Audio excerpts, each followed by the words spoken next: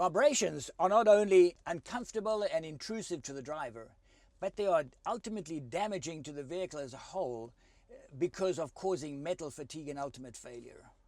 Random vibrations can be induced by shocks from poor roads, which are channeled up through the tires, into the wheels, into the suspension, into the chassis, and eventually up into the cab. These shocks can be absorbed through shock absorbers and cab mounts.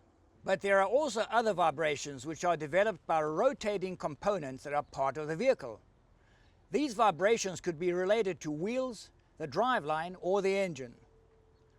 The vibrations we want to discuss today are those periodic forced vibrations, usually caused by unbalanced weights rotating around an axis.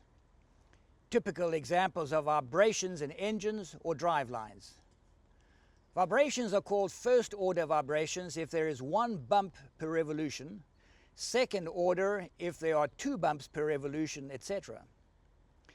A single-cylinder four-stroke engine has a firing pulse every 2 revolutions. A six-cylinder engine ends up having 3 pulses every revolution, and these are called third-order vibrations. Engine designers spend a lot of time balancing the engine to minimize the effect of these pulses. So why would an engine suddenly start shaking? Well, maybe it's due to a misfire in one of the cylinders with an abnormally low firing pulse. Let's now go and check out driveline vibrations. Drive shaft vibrations are either torsional, transverse, or inertial.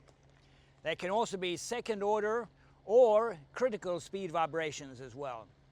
Transverse vibrations are caused by the imbalance of the shaft, and those are first order vibrations.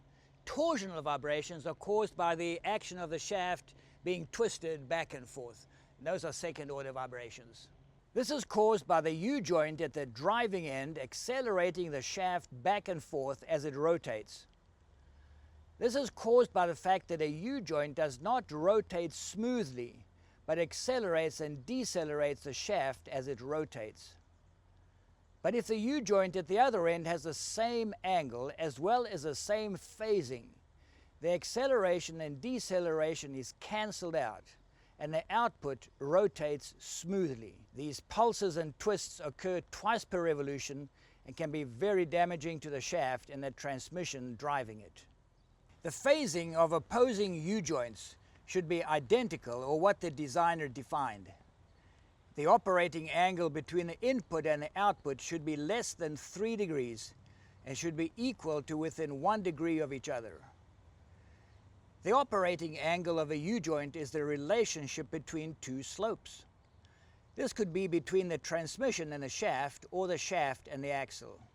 Inertial vibrations are created when the speed of a heavy drive shaft is changed rapidly by the U-joint. This can cause bending of the drive shaft.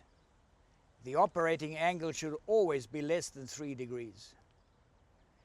Critical speed vibrations occur when the shaft rotates too fast for its length. This can cause whipping and failure.